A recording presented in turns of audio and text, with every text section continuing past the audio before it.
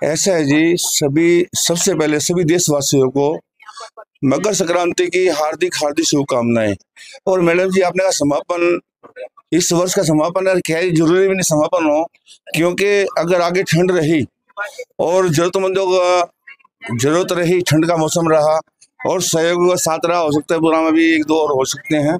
वैसे तो 8 दिसंबर को गर्म कपड़े वितरण अभियान गुज्जर भवन से शुरू किया था और आज 14 तारीख है और मेरे ख्याल 14वां ही प्रोग्राम है जी। टोटल मिलाकर के हमारा 14वां प्रोग्राम है। एक महीने में भोलेनाथ ने 14 प्रोग्राम कराए हैं और मैं धन्यवाद करता हूँ सभी साथियों का जो समाज सेवा के मेंबर है, तन से मन से धन से सहयोग करते हैं। मैं धन्यवाद करता हूँ सभी अतिथियों का जिन्होंने समय समय पर हमें सहयोग दिया और धन्यवाद करता हूँ उन जरूरतमंदों का जिनकी वजह से हमें सेवा करने का मौका मिला। और सबसे बड़ा धन्यवाद भोलेनाथ का जिसने हमें इतना सामर्थ्य दिया, हमारे साथियों को इतना सामर्थ्य दिया कि जरूरतमंदों की सेवा कर सकें। क्योंकि ये देखिए, आज के टाइम हॉस्पिटलों के अंदर भी पब्लिक पड़ी है जो बेचारे मजबूर होते हैं, अपने हाथ से कुछ खा भी नहीं सकते। और आश्रमों में हम देखते हैं ऐसे ऐसे बच्चे हैं जो अपने हाथ से पानी भी नहीं पी सकते। तो ये भोलेनाथ की ही माया होती है, वो सेवा किससे कराता है, किसको दिलाना है, कहाँ से आना है, कहाँ पे जाना है। तो मैं सबसे बड़ा इसलिए धन्यवाद भोलेनाथ का करता हूँ। और कहते हैं देने के लिए दान, लेने के लिए ज्ञान, त्यागने के लिए अभिमान, इन 3 चीजों पर समाज से चला हुआ है और सभी का भरपूर सहयोग मिलता है।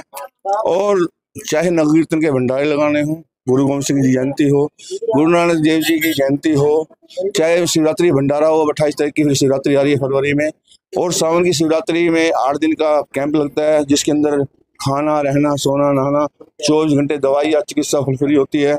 और समाज सेवा संगठन ने एक ब्लड हेल्पलाइन ग्रुप बनाया हुआ है।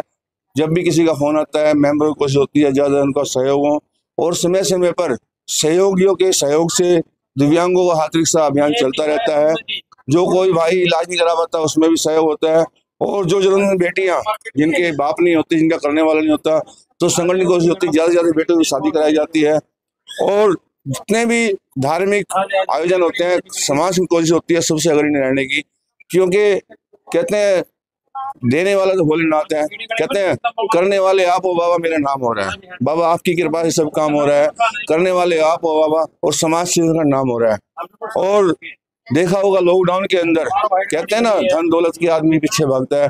लॉकडाउन के अंदर बेटे ने बाप का, बाप ने बेटे का, मतलब रिश्तेदार ने भी एक दूसरे का मुंह नहीं देखा, उनको मुख अग्नि देने वाले समाज सेवी थे। तो कहते हैं इस धरा पे सब धरा रह जाएगा, ना साथ आया है ना साथ जाएगा। और मैंने बचपन में भी सुना था, अर्धांगनी बढ़े मकान तक, सगे संबंधी साथ चले शमशान तक, बेटा भी हक निभाएगा अग्निदान तक, दाम धर्म चलेंगे ब्रह्मलोक तक। लेकिन अब की बार लॉकडाउन में तो जो मुख अग्नि बेटा देता है वो भी किसी और ने दिया है। तो कहते हैं ये इंसान घमंड की चीज का, पैसा यहीं से आया यहीं पे रह जाना है, ना कुछ साथ आया ना कुछ साथ जाना है। तो मेरा तो यही है, सबसे संदेश भी है, ऊपर वाले ने इसको दिया है, हम सबका सहयोग करें। क्योंकि सर्दी का मौसम है, कड़कती सर्दी है, हमारे बच्चे घरों में रहते हैं, सभी हीटर वगैरह, कंबल वगैरह सब सुख सुविधा होने के बावजूद भी सर्दी नहीं जाती। और खुले आसमान के नीचे छोटे छोटे बच्चे रहते हैं, तो हमारा फर्ज बनता है हम उनका सहयोग करें और जितना हमसे बन पड़े।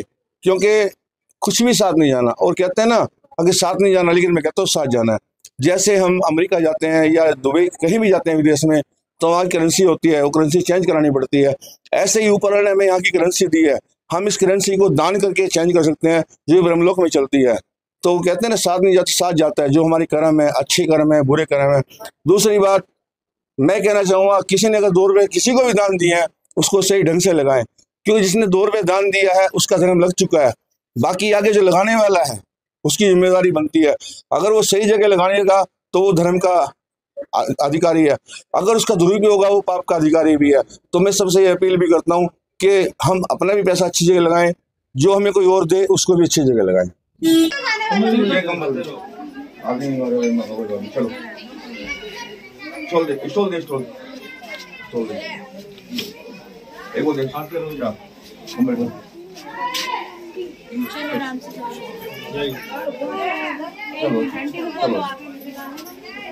एक मिनट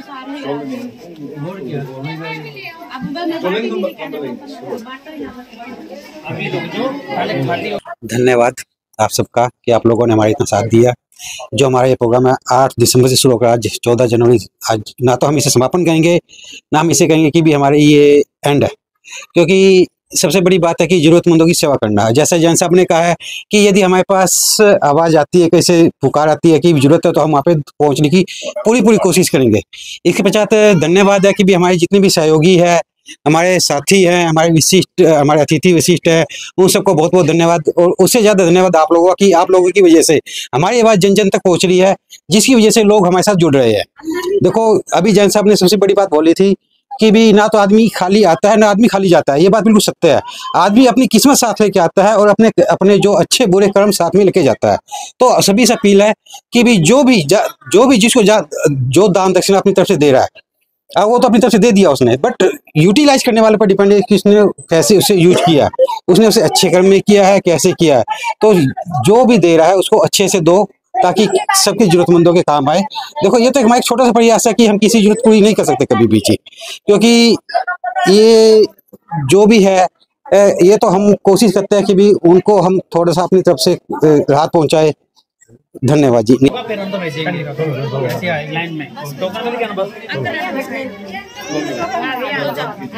जाओ, बाहर खड़े रहो, रुक जाओ, इनको जाने दो, रास्ता छोड़ दो। चलो मैं थोड़ा साइड निकलने दो, इनको जान दो। आपके